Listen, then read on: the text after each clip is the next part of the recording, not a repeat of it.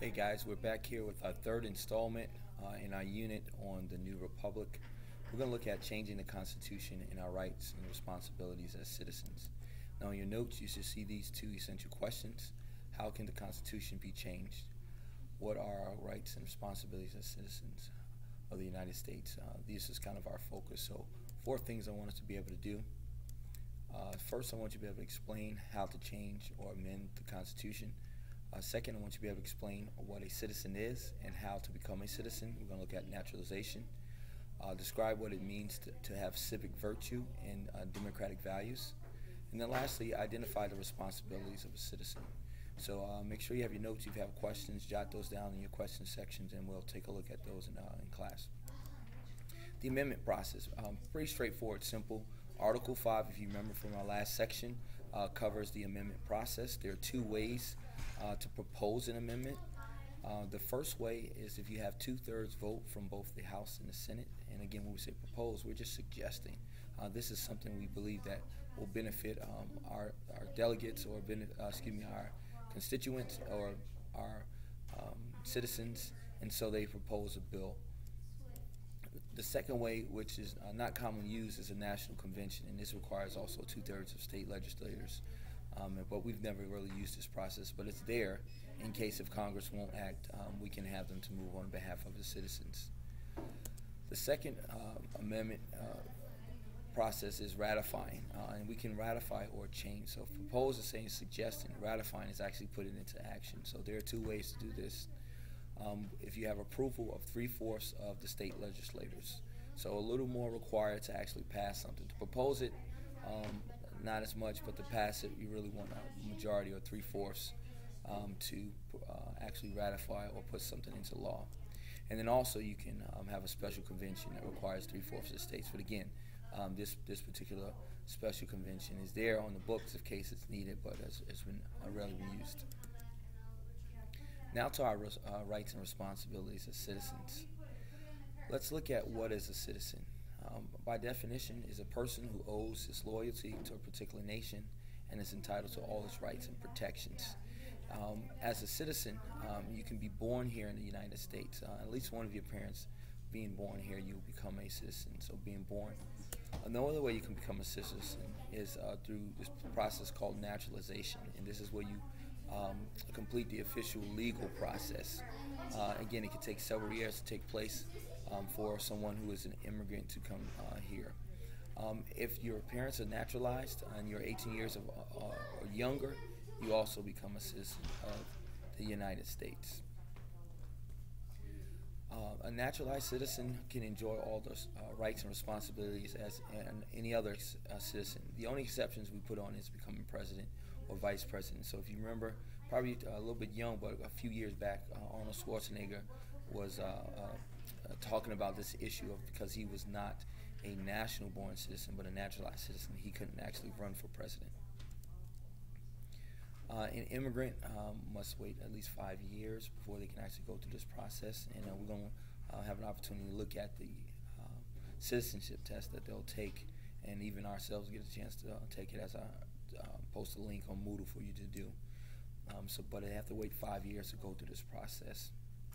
Now, when we think about citizenship, we want to think about something called civic virtue and democratic values, and so let's look at a few of those things. Civic virtue, by definition, is a willingness to work for the good of the nation or community, even at a great sacrifice to oneself.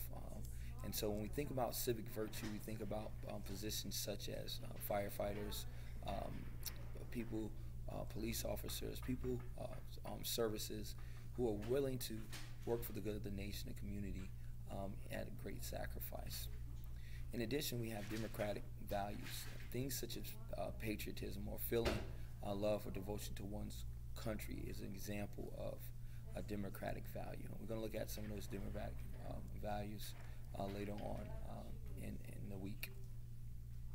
Now here I've took a snapshot of your textbook pictures discussing citizenship. And if you look here at these questions, these are some of the questions that are asked of immigrants who have gone through the process of becoming citizens. And if you look at some of these questions we've already covered this year, so you should be familiar with them. But we're going to have a chance to see what do you know, and if actually you could pass the test that a citizen would be, naturalized citizen would go through in order to become a citizen. What are the responsibilities of a citizen? This is our last section of our notes. Voting is one of the responsibilities. So we see this idea of voting as, even though we don't get full participation in voting, but it is a responsibility. There was a time when individuals throughout our country, and as we go through our section on the Civil War and moving toward women's suffrage, you're going to see African Americans or foreign-born persons not having a right to vote, and even women not having a right to vote. You're going to see how that's a responsibility, but at one point in history, everyone didn't have that right to vote. Second, obeying the laws that are passed. That is our responsibility as citizens. And even as Christians, Christ tells us that we should obey the laws of our land. Defending our nation is one of our responsibilities. At the age of 18, all men must register into our selective services. Many young men and women enlist out of a call of duty. Again, that idea of civic virtue comes into play, defending our country. Serving on a jury duty, and we'll look at that as we take a further look at our Supreme Court and some important cases throughout the year. Serving on a jury is a part of our responsibilities as citizens. And then serving in our community.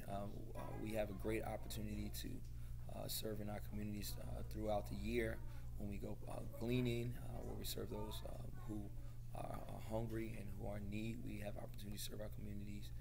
We have other opportunities throughout the holidays to do that. We'll do as a campus, as a school, and even as a class, serve our communities. Being informed. Now, this is something that's very important. Not just voting because you like the way a person looks or the way he talks, but really being informed on issues is a part of a responsibility as a citizen. And so as you go through section 3 and 5, let's look at a couple of things that you should be able to do and discuss. These questions here, I want you to jot down on the back of your notes and start to answer as we have our discussion in class. How many votes to amend the Constitution? How many votes to ratify the Constitution? In your own words, explain what a citizen is. If you were not born in the United States, how can you become a citizen? And then defining civic virtue and giving examples of that, and then what's our responsibility as citizens. These are the questions that you should be able to do and answer as you prepare for our discussion in class tomorrow. So here's your final task. I want you to answer your essential questions and your objectives that are on your notes, and then also want you to submit into Moodle your summary of our section. Remember, focus on these objective questions covering your essential question. And then lastly, click on a link, have a little fun, see what you know as a citizen of the United States, being born here. See what you know, and in fact, if you were not a citizen, could you actually pass the citizenship test? Thanks, guys, and I look forward to class tomorrow.